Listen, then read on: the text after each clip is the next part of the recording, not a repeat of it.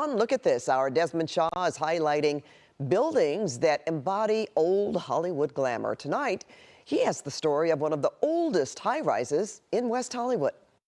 Well, take a look at this gorgeous building in West Hollywood. This is the El Mirador, and it's a building that has that old Hollywood luster, but it's become more famous for its complicated recent history. Constructed in 1929, designed by renowned theater architect S. Charles Lee, he was responsible for the illustrious Tower Theater in downtown LA and the Bruin Theater in Westwood, and he used some of his well-regarded exterior flourishes to create this 7-story, 27-unit Cheringa-esque Spanish Revival masterpiece, a now rare architectural style. According to the BeverlyFreePress.com, movie studios during Hollywood's golden age were well known to rent apartments here for workers and some well-known stars, but the records have mostly been lost to history. Jean Harlow and Betty Grable from Old Hollywood were well-known tenants, as well as Marlon Brando, residing in the top-floor penthouse shortly before his death.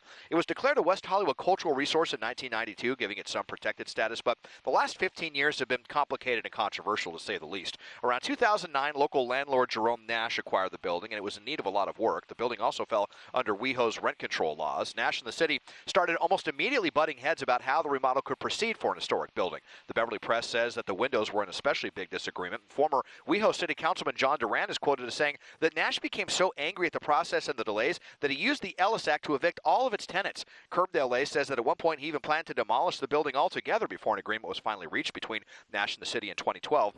The city granted Nash the option to turn the building into condos or a hotel or to keep it for rentals, but some 13 years after all that was settled, it still appears vacant, and the restoration project has been painstakingly slow and detailed. Nash has been quoted as saying that it'll be done when it's done, and that when it is, it will go into an historic trust to preserve it in perpetuity. It was hoped to have been reopened as of this look, but there haven't been any updates that I could find in about a year, so here's to hoping this historic gem will be listed on Zillow sometime very soon.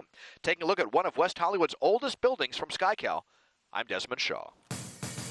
And if you'd like Desmond to take a look at something interesting in your neighborhood, just write us at lookatthis@cbs.com.